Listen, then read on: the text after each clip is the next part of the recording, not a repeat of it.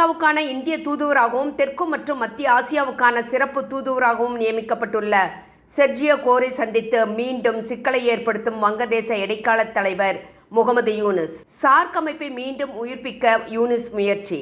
இந்தியாவுக்கு விருப்பமில்லை. காரணம் என்ன? ஊங்கா கூட்டத்தில் பாகிஸ்தானுக்கு ஆதரவாக காஷ்மீர் விஷயத்தை பேசிய துருக்கி அதிபர் எர்டோகன். இந்தியா பதிலடி. பார்க்கலாம் இந்த வீடியோவில். வங்கதேசம் எப்போது இருந்தாலும் இந்தியாவுக்கு ஆபத்தான அண்டை நாடு என்பதில் சந்தேகமில்லை. ஆனால் தற்போது அமெரிக்காவுடன் இணைந்து கொண்டு வங்கதேசம் தேவையில்லாத சர்ச்சைகளை கிளப்பிக் கொண்டிருக்கிறது. கடந்த சில நாட்களுக்கு முன்பு வங்கதேசத்தில் இருக்கும் சிட்டாங் என்ற இடத்தில் அமெரிக்கா, வங்கதேசம் மற்றும் இலங்கை இணைந்து கூட்டு இராணுவ ஒத்திகை நடத்தியிருந்தன. சிட்டகாங் இந்தியாவுக்கு எல்லையாக இருப்பதால் எப்போதும் இந்தியா விழிப்புணர்வுடன் இருக்க வேண்டிய கட்டாயம் ஏற்பட்டுள்ளது. இராணுவ ஒத்திகை முடிந்து அமெரிக்க இராணுவ வீரர்கள் யாரும் அங்கிருந்து கிளம்பவில்லை என்ற செய்தி வெளியாகியுள்ளது. இதையடுத்துதான் இந்திய இராணுவத்தினர் மியான்மர் எல்லைக்கு அனுப்பப்பட்டுள்ளனர். மியான்மரில் இருக்கும் அமெரிக்காவின் மற்றும் சீனாவின் கைக்கூலிகள் யாரும் வடகிழக்கு இந்திய மாநிலங்களுக்குள் நுழையக்கூடாது என்பதில் இந்தியா உறுதியாகவும் கவனமாகவும் கண்காணித்து வருகிறது. இந்த நிலையில்தான் ஐநா பொதுக்குழு கூட்டம் நியூயார்க்கில் நடந்து வருகிறது. இந்த கூட்டத்தில் அமெரிக்க அதிபர் டொனால்ட் ட்ரம்ப் முதல் தெற்காசிய தலைவர்கள், மத்திய கிழக்கு ஆசிய தலைவர்கள் என்று கலந்து கொண்டுள்ளனர். இந்த கூட்டத்தில் கலந்து கொள்வதற்கு முன்பாக வங்கதேசத்தின் தற்காலிக தலைவர் முகமது யூனிஸ் இந்திய தூதராகவும் தெற்கு மற்றும் மத்திய ஆசியாவுக்கான சிறப்பு தூதுவராகவும் நியமிக்கப்பட்டுள்ள செர்ஜியோ கோரை சந்தித்து பேசினார். அப்போது வங்கதேசம் நிலத்தால் சூழப்பட்ட நேபாளம், பூட்டான், இந்தியாவின் வடகிழக்கு மாநிலங்களுடன் பொருளாதாரத்தை வலுப்படுத்த வேண்டும் என்று முகமது யூனுஸ் தெரிவித்துள்ளார். ஐநா பொதுசபை கூட்டத்தில் கலந்து கொள்வதற்கு முன்பாக இந்த சந்திப்பை யூனுஸ் முடித்துக்கொண்டார். சந்திப்பில் நிலப்பரப்பால் சூழப்பட்ட நேபாளம், பூட்டான் மற்றும் இந்தியாவின் வடகிழக்கில் இருக்கும் 7 மாநிலங்கள் உடனான பொருளாதார உறவுகளை வலுப்படுத்துவதின் முக்கியத்துவத்தையும் விவரித்துள்ளார். இந்தியாவின் வடகிழக்கு மாநிலங்களை பற்றி பேசுவதற்கு யூனுஸ் யார் அவருக்கு அதிகாரம் கொடுத்தது?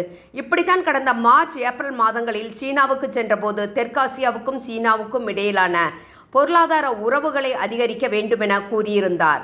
இந்தியாவின் வடகிழக்கு மாநிலங்களை நிலப்பரப்பால் சூழப்பட்டுள்ளது.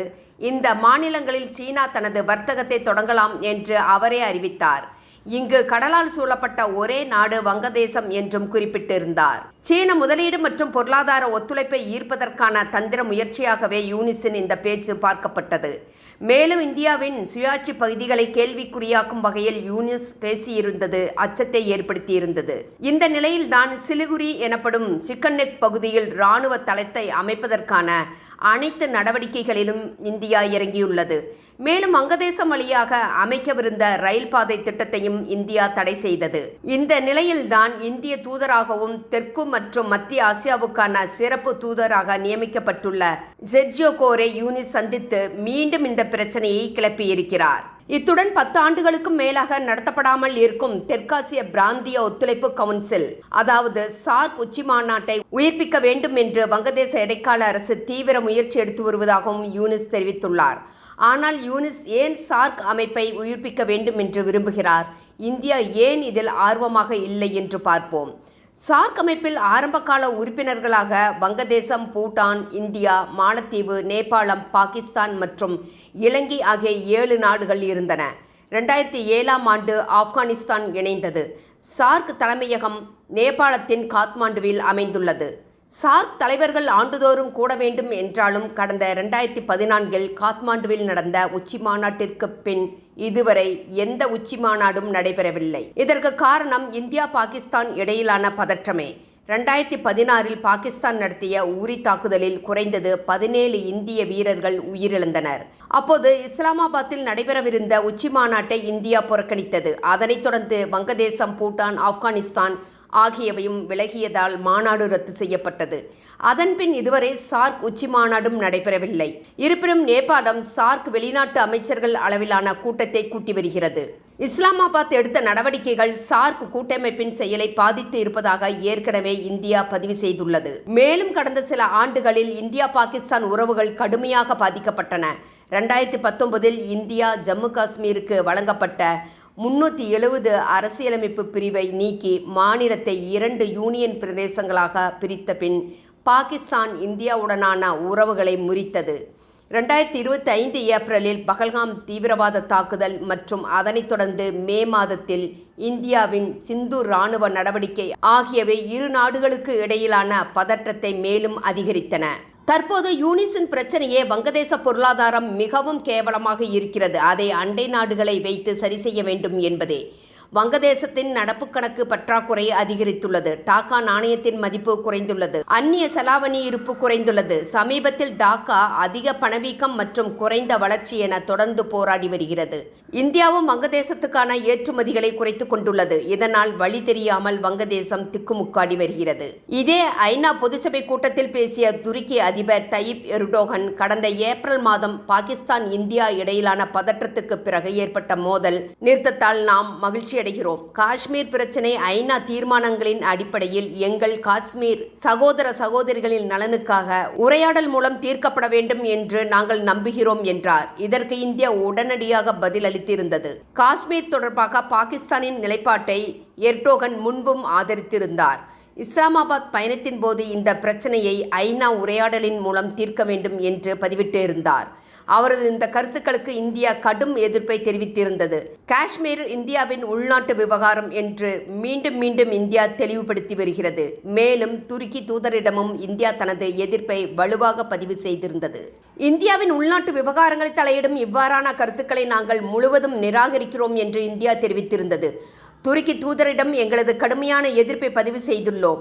இந்தியாவின் நிலப்பரப்பு ஒருமைப்பாடு மற்றும் இறையாண்மையை கேள்விக்குள்ளாக்கும் இவ்வாறான கருத்துக்கள் ஏற்றுக்கொள்ளப்பட மாட்டாது என்று வெளியுறவுத்துறை அமைச்சக தொடர்பாளர் ரந்தீர் ஜெய்ஸ்வால் தெரிவித்திருந்தார். மேலும் ஜெய்ஸ்வால் ஜம்மு காஷ்மீர் இந்தியாவின் ஒரு அங்கம்தான் என்றும் பாகிஸ்தானின் எல்லை தாண்டிய பயங்கரவாதம் ஜம்மு காஷ்மீர் மக்களுக்கு மிகப்பெரிய அச்சுறுத்தலாக இருந்து வருகிறது என்றும் குறிப்பிட்டுள்ளார். இந்தியா பாகிஸ்தானுக்கு இடையிலான மோதலின் போது பாகிஸ்தானுக்கு ஆதரவளித்த சில நாடுகளில் துருக்கியும் ஒன்று. அஜர்பைஜான் மற்றும் சீனாவும் இதில் அடங்கும். பாகிஸ்தான் ஆயுதப்படைகளுக்கு நவீன இராணுவ ட்ரோன்களே, குறிப்பாக பைரக்தர் TB2 என்ற ட்ரோன்களை துருக்கி வழங்கியிருந்தது. இவை ஆபரேஷன் சிந்தூர் நடவடிக்கையில் இந்தியாவின் மீது தாக்குதல் நடத்துவதற்கு பாகிஸ்தானால் பயன்படுத்தப்பட்டன. தற்போது எர்டோகனின் ஐநா பேச்சு அதிர்ச்சியை ஏற்படுத்தியுள்ளது. அதாவது ஐநா சபையில் பேசினால் காஷ்மீர் பிரச்சனை சர்வதேச பிரச்சனையாகிவிடும் என்று எர்டோகன் கருதியிருக்கிறார். பாகிஸ்தானுக்கு ஆதரவாக பேசுவது முஸ்லிம் நாடுகளுக்கு ஆதரவாக பேசுவதாக எர்டோகன் நினைத்து கொண்டிருக்கிறார். காசா மக்களை கொன்று குவிப்பது இஸ்ரேலும் அமெரிக்காவும் தானே. நேட்டோவில் துருக்கியும் இருக்கிறது. அங்கு சிக்கலை ஏற்படுத்தலாம். அங்கு இவரது விவாதத்தை எடுத்து வைக்கலாம். ஏன் ஜம்மு காஷ்மீரில் உள்ள பகல்காமில் 26 இந்தியர்களை பாகிஸ்தான் ஆதரவு பயங்கரவாதிகள் சுட்டுக் கொன்றனர். இன்று வரை அதற்கு இந்த எர்டோகன் ஒரு வார்த்தை கூட பேசவில்லை, எதிர்ப்பும் தெரிவிக்கவில்லை. மாறாக ஆயுதங்களை இந்தியாவுக்கு எதிராக பாகிஸ்தானுக்கு அனுப்பினார். பாகிஸ்தானுக்கு துருக்கியின் ஆதரவு இந்தியா முழுவதும் எதிர்ப்பலைகளை உருவாக்கியது. துருக்கி தயாரிப்புகளை புறக்கணிக்கவும் துருக்கிக்கான பயண திட்டங்களை ரத்து செய்ய கோரும் அழைப்புகள் சமூக ஊடகங்களில் வேகமாக பரவின. கடந்த மாதம் டியான்ஜினில் நடந்த SCO உச்சி மாநாட்டில் பிரதமர் நரேந்திர மோடிக்கும் எர்டோகனுக்கும் இடையே நடந்த ஒரு பொது கைகுலுக்கல் மற்றும் சுருக்கமான உரையாடல் இருந்தது. இது இரு நாடுகளுக்கும் இடையே ராஜதந்திர உறவுகளை மேம்படுத்தும் என்று எதிர்பார்க்கப்பட்டது.